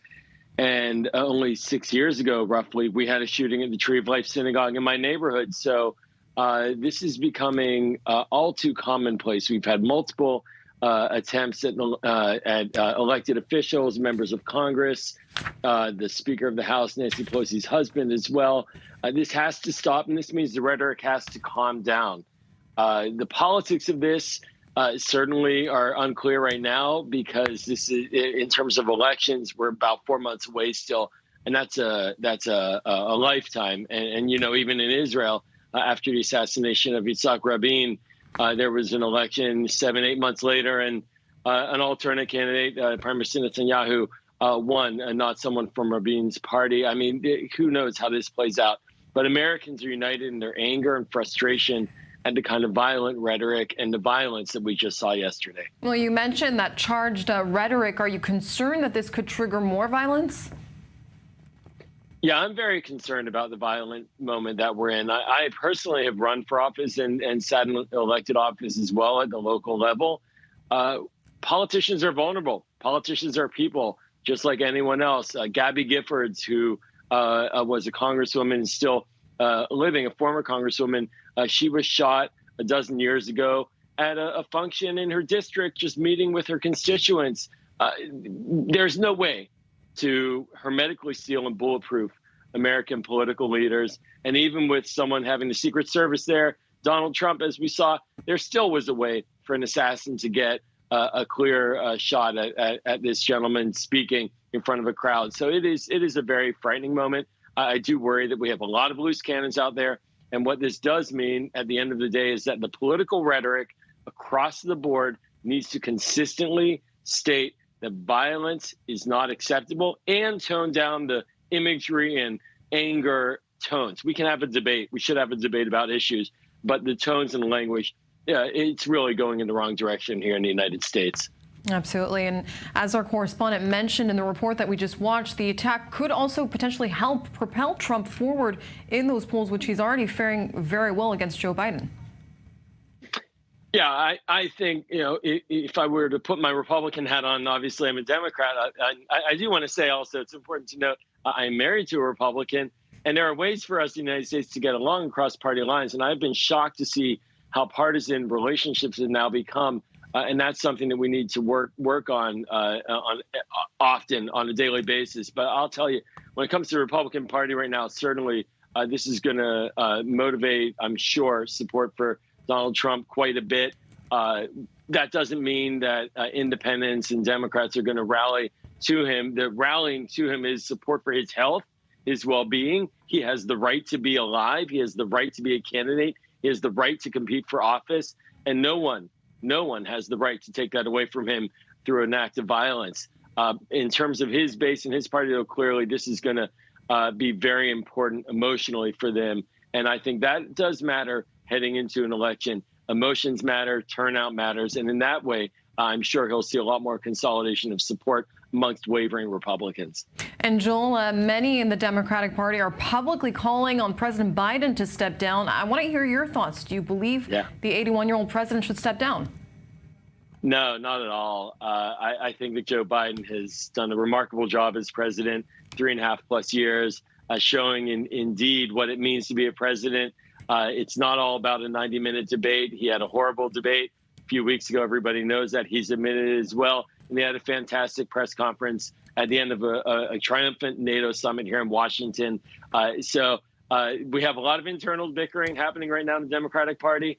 I think it's gone too far. I think that it's time to dial it back and get focused on the campaign. And quite frankly, yesterday also crystallizes how important it is to change the rhetoric about all of our leaders. Joe Biden's a good man. He's been a great president. He's a capable candidate, and he should move forward as the candidate for the Democratic Party. All right, Joel Rubin, thank you very much for joining us this evening. Thanks, Sarah. Turning back to my panel here in studio, Nicole Tzedek, I'm hearing that Israeli Prime Minister Netanyahu will meet with Joe Biden at the White House on Monday, July 22nd. Yes, pretty much 1 week from today. And so there had been many rumblings if Netanyahu and U.S. President Joe Biden would be meeting when Netanyahu does go to the United States to address Congress. But now the White House confirming that that conversation will take place. This will be happening 2 days before his scheduled speech in front of this joint congressional session. And it's at a tricky time for Biden with everything that he's facing. He's been slow to embrace, and we've seen quite a bit of bickering between Biden and Netanyahu. And so by having him here and actually welcoming him to the White House for the first time since Prime Minister Netanyahu was elected for the end of 2022, since his current term in office. So this in itself is quite a massive event, but especially during the time when it's taking place, especially ahead of this election where Biden is being criticized on both sides of the aisle. On the one hand, being too friendly to Israel, on the other hand, being too against Israel. He's not getting much from either of these sides right here. And so by going and having this sit-down meeting, he's walking a very fine line with many of the voters and potential voters, especially in a time right now where we're seeing more and more of this possible uptick for former President Donald Trump. So the timing of this meeting, it should certainly be interesting to see exactly what they talk about and how public many of the statements then are released afterwards. All right, Nicole, thank you very much for that update. We do have to go out for a quick break, but don't go anywhere. Our coverage of the multi-front war here in Israel continues right here on The Rundown.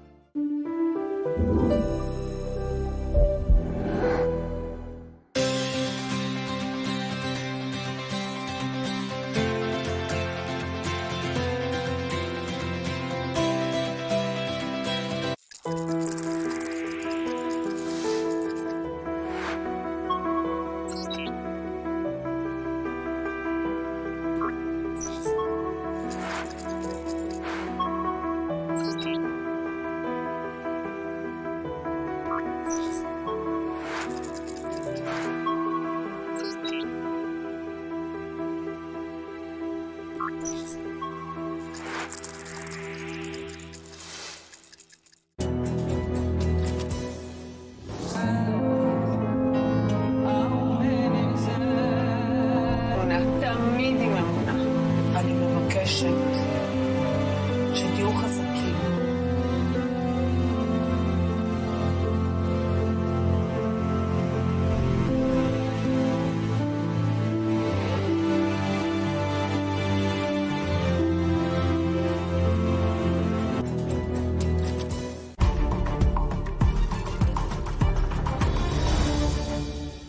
This broadcast is brought to you by Israel Bonds, the most direct and impactful way to support Israel. Invest now at israelbonds.com.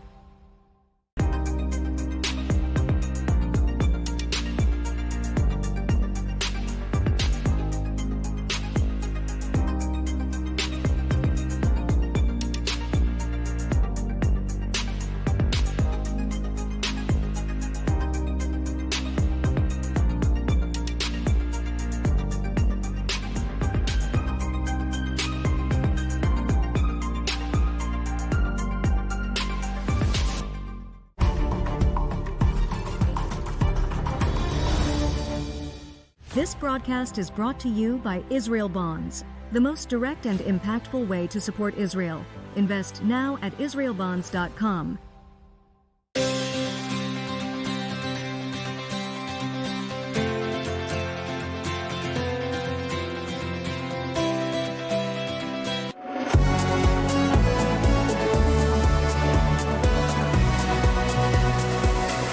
Welcome back, and thanks for staying with us here on I24 News. I want to turn to the other war zone here in Israel, the north of the country, which is on fire. Hezbollah continues to launch rockets and drones from Lebanese territory towards northern Israeli communities on a daily basis. Over 70,000 Israeli civilians have been displaced from their homes for over 9 months now. Just today, the Lebanese terror group launched a rocket as well as a drone that was successfully intercepted by the IDF defense system. In response, Israeli fighter jets attacked Hezbollah targets in 5 locations in southern Lebanon. Let's cross over to our correspondent, Zach Anders, who's in northern Israel. Zach, walk us through what the situation is there at this hour. Yeah, since the last update, we have an additional attack Hezbollah says has happened. We still don't have any reports of casualties or damage today here in the north from these Hezbollah attacks, now up to 4 at this point in the night. On the other side of the border, from what we're seeing from Lebanese local media, this is looking like multiple airstrikes taking place in Hula, Bais al-Jabal, and Ayat al-Shab, which is a site right there on the border, which has been the repeated focus of Israeli planes throughout this entire 9-month span. It's somewhat hard, too, as we try and get a better picture of what is happening on the other side, to see what the town looks like. There's some satellite data that's available, but we know this area has been targeted so frequently. The number of structures that have to have been hit by now in the dozens, if not over 100 by now, you would have to imagine, just based on the repeated reports of airstrikes in these areas. Hezbollah themselves has even claimed that they're using safe houses in this village on the border that have been hit by airstrikes within the last 2 weeks. That claim there that Hezbollah admitting they're operating from homes that they've essentially commandeered at this point. We're still waiting on a status report of the 4 soldiers that were wounded yesterday by falling debris. No news is good news is how we're interpreting at this point. One was seriously wounded from that attack. But again, we have not heard any updates, and often is the case that is a good sign. We only are getting the bad updates from the hospitals most of the time. So we do know that they were all transported. From what we can tell, it's believed that at least one was released. We're still working on understanding more from the medical centers here in the north to determine what exactly is taking place there. But additional 4 wounded, a significant moment there last night in Kiryat Shmona. And we also are following this strike that took place overnight in Damascus. 1 Syrian soldier killed, 3 wounded. It's remarkable the number of players that are involved here, knowing that the Syrian army is absorbing these casualties. We're waiting to see what their response is. Some rhetoric on Syrian state television today, but does not appear to be the leadership, the regime there beating the war drums necessarily, but we'll certainly pay very close attention to it. The IDF saying they struck this facility that was responsible for an earlier launch that had been targeting Eilat. Major question marks there, of course. The drone that perhaps was launched from Syrian territory would have had a long way to go to get to southern Israel and over Jordanian airspace. All right, Zach Anders, thank you very much for that update from northern Israel. Stay safe out there. I want to turn back to my panel here in studio. Lieutenant Colonel in the Reserves, Doron Avital, former IDF Special Forces Commander, I24 News Middle East correspondent Ariel Saran, and I24 News correspondent Nicole Tzedek. Doron, I want to get your assessment on the situation that we've seen unfolded now in the north of Israel for over 9 months. Hezbollah still continuing to firing rockets and drones for over 9 months now. Yeah, it's true. I mean, the geometry of the landscape has not changed, but the distinction we should make is between the guerrilla warfare we're having in Gaza, it's a guerrilla warfare, and a war of attrition with Hezbollah, which Hezbollah Nasrallah himself proclaimed. That is objective. So the question is, of course, how much time we can hold on when our citizens are not there, back in their farms and villages. But we have also to admit that Hezbollah pays dearly in terms of 400 of its soldiers dead, senior commanders executed. We showed that they are really intelligence-wise, we can penetrate them and really locate some of these division commanders and senior commanders. So if it was a military perspective, I would say we have the upper hand. We are ready to, if a decision would be made, to operate in the southern and south of Lebanon. But the question is when we can, and in what condition can we return our citizens, and this depends either on diplomatic campaign, the famous 1701, the Litani border, or a military operation. Ariel, for weeks it seemed that there was a consensus here in Israel that a war against Hezbollah was imminent. It was a matter of weeks, days. Now we're hearing from the Lebanese terror group that there will only be a cessation of attacks in the north once there's a ceasefire in Gaza with Hamas. But of course, there's still some major gaps between the parties, included, of course, as well as who will gain control of the Philadelphia line between the Egyptian border and Gaza.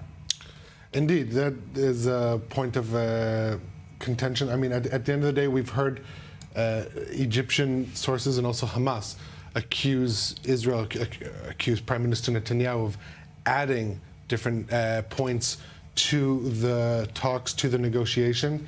And if we take Netanyahu at his word that he's not adding anything and he's acting on the basis of the Biden proposal, there are some discrepancies between that claim and the truth, because according to the Biden proposal, at the start of the second phase of the ceasefire, we're talking about a three-phased agreement. So after the first 42 days of the cessation of fire, if it holds, then Israeli forces are to completely withdraw from all parts of the Gaza Strip. There's no caveat, there's no asterisk saying that as far as the Philadelphia corridor is concerned, forces will stay there. Israel, according to the Biden proposal, is supposed to leave Gaza Strip entirely. So when the Prime Minister says that the Israeli forces will stay in control of the Philadelphia crossing no matter what, that puts it indeed at odds with the Biden proposal. And if we're listening to what IDF Chief of Staff Herzi Halevi saying this evening, he said that it is crucial to hold the corridor. However, we will know to control the area also through international elements. Basically saying the IDF can live without continuous control over the Philadelphia crossing. This is not the first time that Herzi Halevi has been at odds, public odds, with the Prime Minister in the span of a week, and this appears to be continuing. I don't know if this spat between Israel's political echelon and military echelon is what's instilling a sense of security among the public in Israel, but at the end of the day, truth does have to be told, and if Israel is to remain in control over the Philadelphia crossing, Philadelphia corridor, that is the border between the Gaza Strip and Egypt, that is against the Biden proposal, and that would indeed be adding other additions to this to these negotiations. All right, Ariel, thank you very much for that update. I want to thank you, Doron. It looks like you want to say something briefly. Think we have to understand the dilemma here. Once you are holding the Philadelphia corridor, it means that basically, in some sense, you are commanding the Gaza Strip. We don't want to conquer Gaza, we don't want to command Gaza, but we want to operate freely and to ensure that there are no smuggling. So the dilemma is real, and the military echelon really conveyed this dilemma in a very strict way, and this is what Herzi said today. Doron Avital, thank you very much for your insight. Ariel Saran, Nicole Tzedek, thank you very much for joining us in the studio. The north of Israel, known for its lush green nature, beautiful landscapes, and flourishing tourism, has become a ghost town since October 7th. But even these days, despite security tensions and a gloomy atmosphere, some of the business owners in the area insist on staying to keep their businesses alive despite the heavy price. More on this report by Sivan Sisay.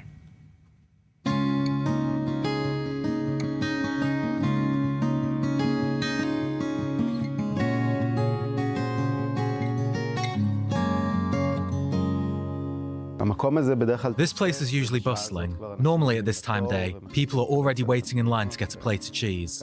Unfortunately, it's all on hold now. We've been closed since Saturday, October 7th. We were supposed to open the site on Sunday as usual, with many orders, but everything was canceled. Since then, as you can see, the place is closed. When the clock hits 4 p.m., there's not a single person in this area. Unbelievable. Not a single person. Compared to last year, there's maybe 5% to 10% of visitors and work. What's absurd is that we don't know what the future holds. Where are we going from here? In the last 9 months, the north has become a ghost area. 53% of the residents have evacuated, and many businesses are empty. Welcome. Thank you very much. Let me show you around, shall we? So, from here, you can see the entire Upper Galilee. There's a really beautiful view from here. That is Marun al-Ras, a relatively large village from which much of the shooting originates. This is Lebanon. Yes, we can see Lebanon. They can see us too, by the way.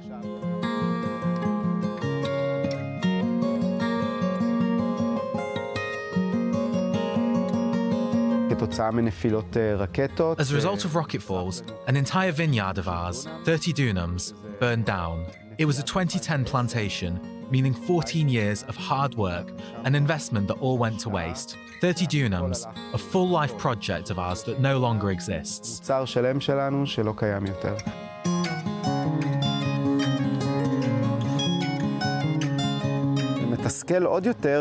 It's even more frustrating because with a crop like vines, if you don't prune and care for it, that year, it means we've also lost the next year. The recovery will take another year.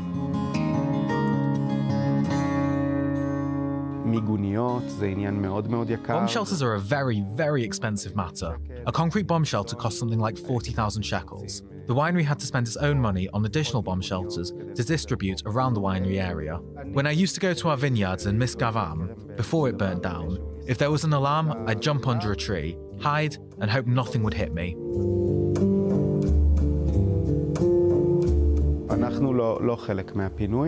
We're not part of the evacuation. We're essentially the new border, meaning we are now the new first line of communities.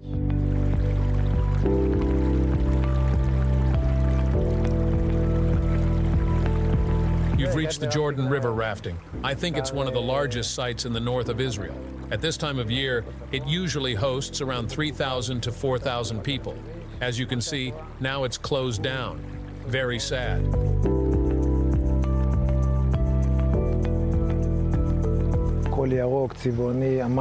Everything is green, colorful, the water. There's an incredible flow this year.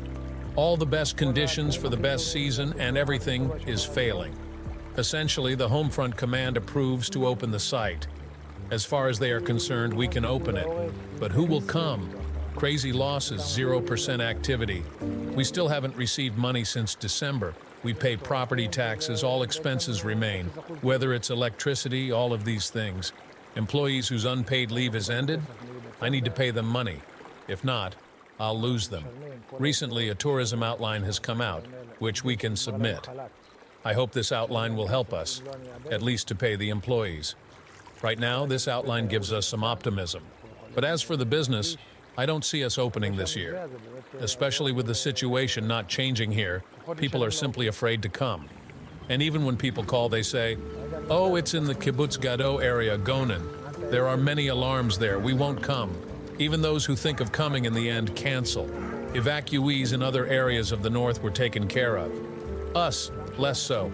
We are hurt by the rockets and everything, but basically, no one helps us, not in education, not in assistance, not in anything else. So I won't say we are neglected, but less cared for by the government. אז לא אגיד לך שאנחנו מופקרים, אבל פחות דואגים לנו מבחינת הממשלה והכל.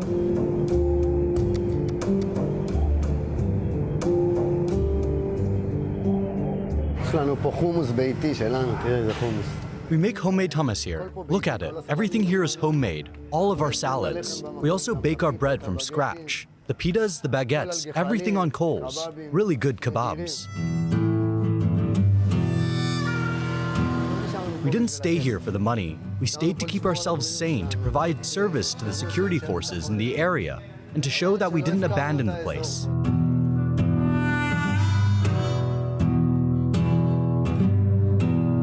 It's hard because in other places, business is as usual. You see they broadcast the Big Brother reality show on TV and everything seems normal on the channels. But here, you only experience alarms, strikes. They don't even always mention the strikes on the news.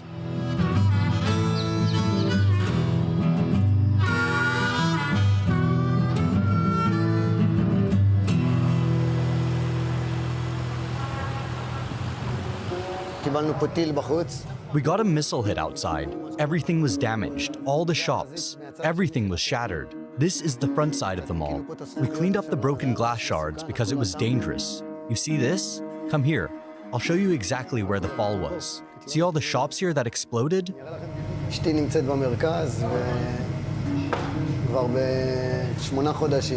My wife has been staying in the central area of Israel for 8 months. Now we are supposed to start a new year, and we don't know what's happening. Everything is a question mark. Hi, honey. Everything's fine? I'm right in the middle of an interview. There's constant pressure from home. My wife and my mother, they keep saying, close the place down. It's enough. This tragedy touched everyone. I also have a kidnapped uncle in Gaza, Omri Miran. We had a sign of life from him, thank God, but that's it. People in the north lost their faith after what happened in the south.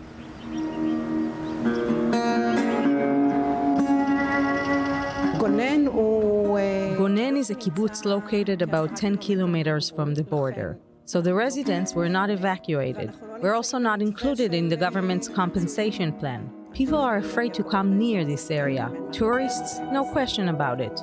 Not Israelis, not foreign tourists. Who will come here? Despite the fact we're not an official war zone, we're essentially in a war zone. We hear everything, see everything, we suffer the alarms. We're really caught in the middle. A big part of the problem is the uncertainty. We don't know what will happen tomorrow. It starts with a business, and it trickles down to the employees, who are all on unpaid leave, which has already ended. There are no jobs opening in the area. There's nothing. You need to have a certain level of income and show a certain level of damage. And even then, the payment for the damages, which are very heavy, doesn't cover anything basically.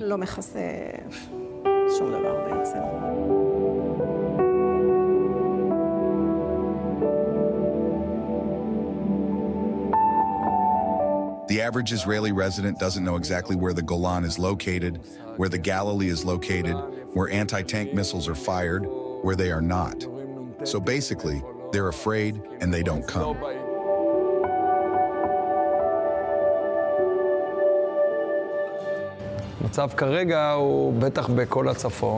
The current situation, certainly throughout the north, is that the local authorities, the state, are not providing the services they are supposed to provide in these places. Certainly not security, but also other things. It makes it impossible to run a business, to manage your everyday life. I don't see a situation where I abandon this area. No way.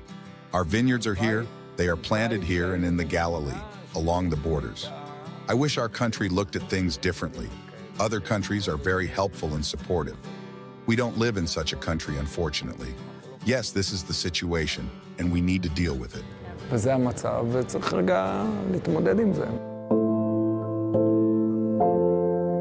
These gloomy images of abandoned spaces raise the question, what does the future hold for tourism in Israel?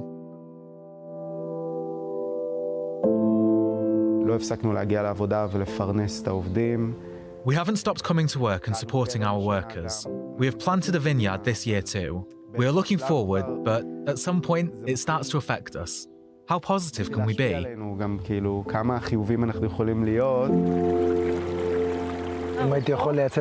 If I could export the boats to the Yarkon River or something, I would do it. But in reality, I can't do much.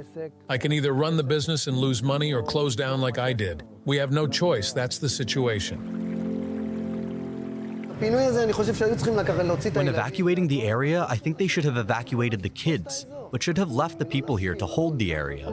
Not to abandon everything like this. It's sad. There's a smile here and there. When soldiers come in, you see the light in their eyes. You sometimes see them coming with their parents who came to visit them. They come in, play a bit of backgammon, talk. We try to give them a good feeling.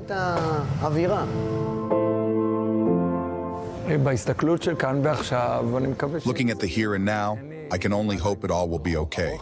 In the long term, I'm sure it will be okay. But right now, I concentrate on this harvest, and let's see what happens after that. Anyone involved in the tourism industry is inherently an optimistic person. So I think that once things calm down, we will see the families, our good friends, and the guests return. And hopefully, everything will be as it once used to be.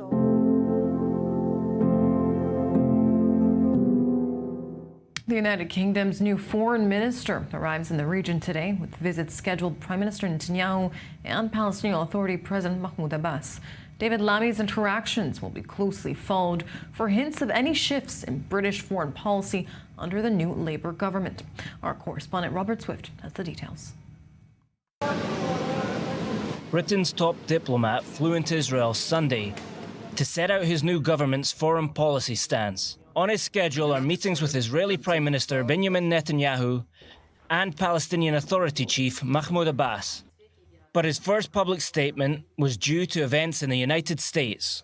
I condemn the political violence that we saw in the United States overnight. It's horrendous. On Monday, Lammy is set to meet with his Israeli counterpart, Israel Katz, and President Isaac Herzog before the obligatory visit to the Yad Vashem Holocaust Memorial. In many policy areas, the incoming Labour government has signalled a continuation of conservative positions. And new Prime Minister Keir Starmer has fought to remove the accusation of anti-Semitism associated with his party during the stewardship of Jeremy Corbyn. But the new administration may be more critical of Israel. The loss of life over the last few months, and we saw it again yesterday, civilian life, is horrendous. It has to stop. And it's important that whilst we're in a war, that war is conducted according to international humanitarian law. It is considering dropping British objections to ICC arrest warrants against Israeli leaders, filed under the previous UK government. Lammy has previously expressed support for recognising Palestine as a state, as part of efforts to achieve a two-state solution. New details are emerging about the horrors of Hamas captivity. Andrei Kozlov is one of 4 hostages rescued during that dramatic Israeli operation in Nusirat last month. He sat down with our sister Hebrew channel, where he revealed some of the abuse and trauma he experienced during the 8 months he was held captive by Hamas inside Gaza. Take a look. You understand what's going on, but why me?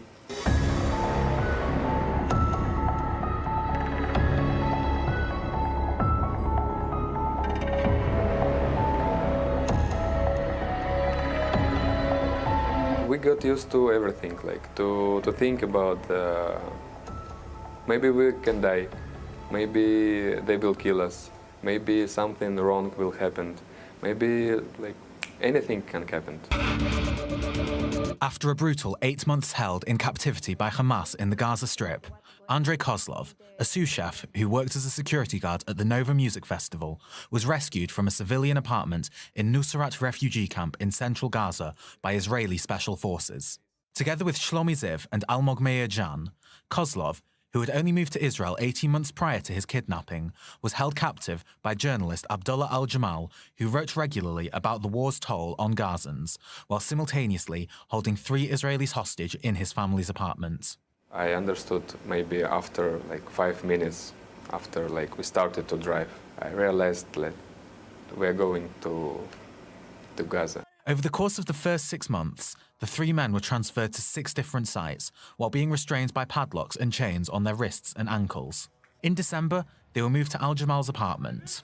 While sometimes their captors would play cards with the men and let them watch TV, they were also told that the IDF was trying to kill them with their bombardments on Gaza because they posed a threat to Israel. Terrorists told us that Israel gonna kill us because we are like a problem for them. Don't believe in this. No, no, no.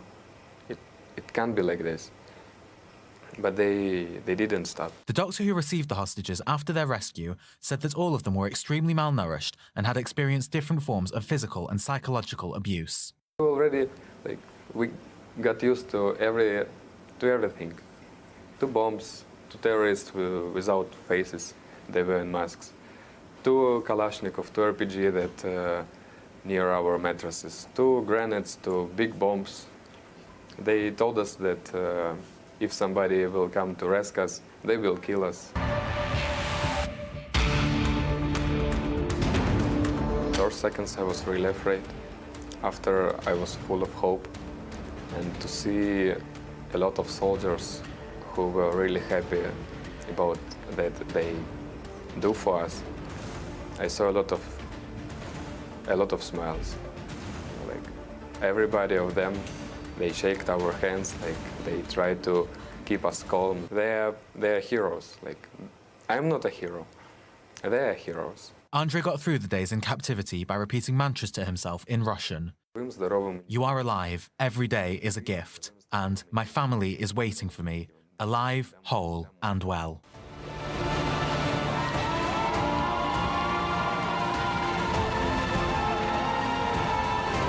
In that day, I was full of emotions. It was a condition of highest level of adrenaline, and like you just came from there by helicopter, and now I'm here. Like, and you like, you see all of them. Wow, wow, it's unbelievable. It's unbelievable. And that's a wrap for the rundown this evening. If you missed anything from tonight's show, you can always catch up on our website, i24news.tv, and of course on social media. Tune in back tomorrow for more coverage of the war here in Israel. I'm Sarah Martinez-Amir. Thanks for watching I24 News.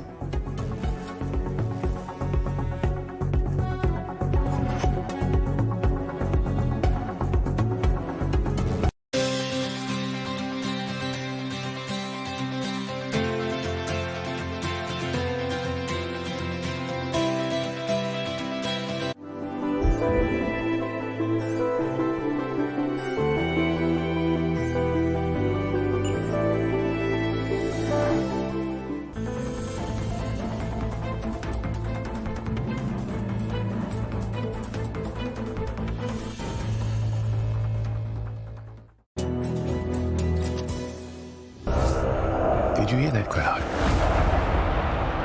The greatest temple